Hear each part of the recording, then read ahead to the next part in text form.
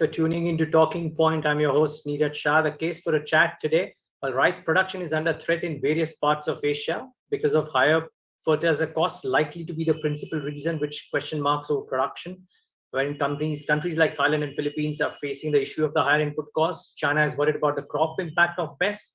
And in India, which is arguably the largest exporter, it'll be interesting to see what the outcome of monsoon would be. As I tweeted this morning, India monsoon overall aggregate cumulative rainfall is now 5% above normal. Remember, though, the conversation with LT Foods is always much more than rice, in that they are present in three business segments, which is basmati and the specialty rice, organic food and ingredient business, and the convenience and health business. But Mr. Ashwani Kumar Arora, he's the managing director and CEO at LT Foods Johnson right now, to principally talk about the rice piece, because that's the case for our chat today, and then talk a little bit about what LT Foods is doing in some of the others as well. Mr. Arora, great having you. Hope all is well. Thank you. Yeah, thank you so much. Can you give us some lowdown on how do you see this rice situation evolving in Asia, in India and Asia both? The rice, as you said, is under pressure in other part of the world. But India, as you said, the monsoons are good. We are expecting good crop. As far as non-basmati is concerned, export from India is going up good, and we are going to have a record time export this year. But as far as as you said, we are mainly in basmati rice business. So basmati rice business is, although exports are lesser as compared to the last year, but LT Food is doing very well. Our revenue is up by 14%, and our profits are also doing very well. Our organic business is 19% up, and of course, the health and convenience is also now contributing 2% to the top line. Sure. And I'm going to come to that because I want to understand a bit about the lofty targets that you set for yourself. But let me just get this situation out of the way on the rice front, because it will be important. Mr. Arora, hitherto we haven't seen, and correct me if I'm wrong, but rice prices in general be as volatile as, say, wheat or some of the other prices have been. If indeed there are question marks over supply of the other key raw materials, and if indeed not India, but the other Asian countries have an issue with rice production as well, do you foresee the possibility of rice prices moving up in the course of the next 2 or 3 months? Yes, definitely. If there will be a supply issue from the other part of the world, the prices will definitely go up. As we have seen in China also, LT Food is exporting some of in China. So we have seen the price increase in the last 6 to 7. Okay, there I presume there is an issue of pests destroying acreage area, if I'm not wrong, in China. Yes, China has an issue. They are using whatever they are importing from India, they are using for their feed. So mainly whatever is going for their feed business, not for the human consumption. Got it. My final question on this rice piece, and then I'll love to understand a bit about LT Foods as well, Mr. Arora. I read a Bloomberg story which said that back in 2008, prices of rice soared, over $1,000 per ton, apparently doubling than the current level amidst a panic of supplies. And India's supply and India availability is reigning in the rice prices for now. Do you foresee a 2008-like situation, or that is not going to be the case? I don't think that will be the case. Okay. Yeah. Got it. Now, for all your businesses, Mr. Arora, all the three segments, how has been the input cost inflation been thus far?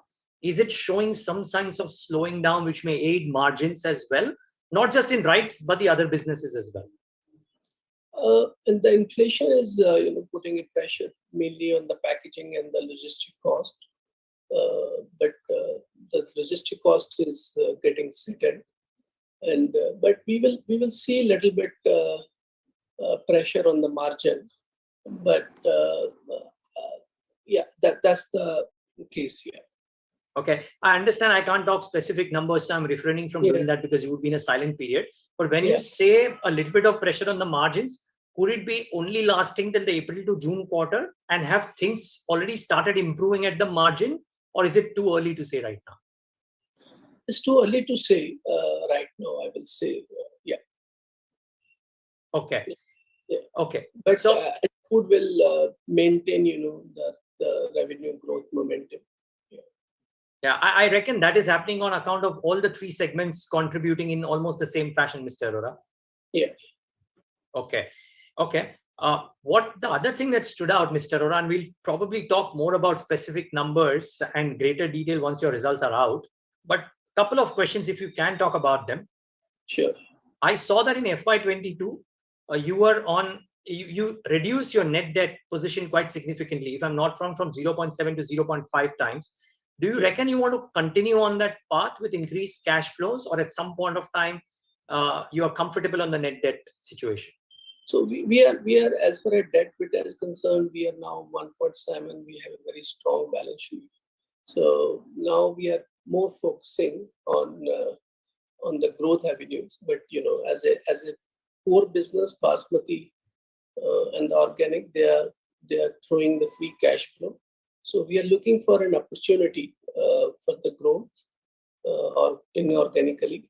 And if that doesn't happen, then this free cash flow will automatically get in the reduction of the borrowing. Okay. Did I hear you say inorganically? So are you looking at large ticket acquisitions? Could it I mean, so are you close to one, or is it too soon? We are consistently doing as far as LT Foods business model is concerned. We have grown both organically and inorganically. If you see historically, we have done around 4 acquisitions, first in 2007, and then the small acquisition from Unilever, and then another iconic brand, 817. And recently, we have done a big acquisition in the jasmine rice space. We bought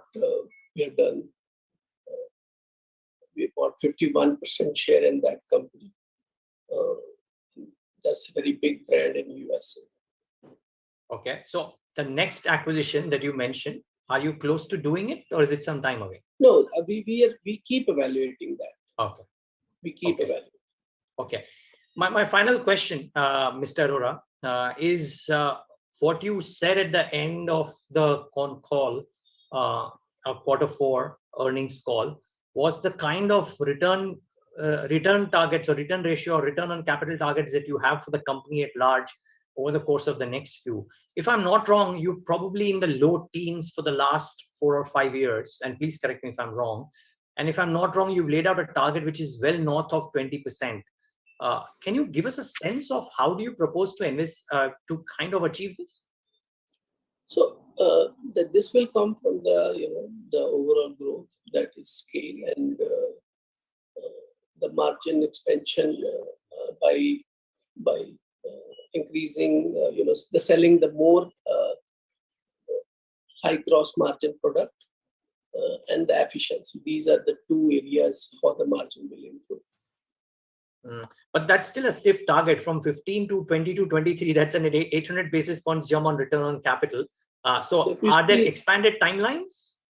In the next 2 to 3 years, that's what we have targeted. If you have seen historically, in the last 4 years, our revenue has grown up by 39%.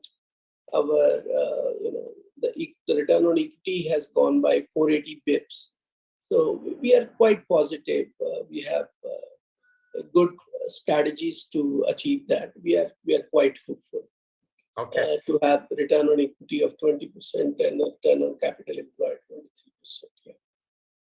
Well, we certainly wish you all the best, Mr. Arora, and I look forward to talking to you post your results to get a better sense of how the numbers are evolving. Thank you. Thank you for talking to us, Mr. Arora. Yeah. And viewers, thanks for tuning in.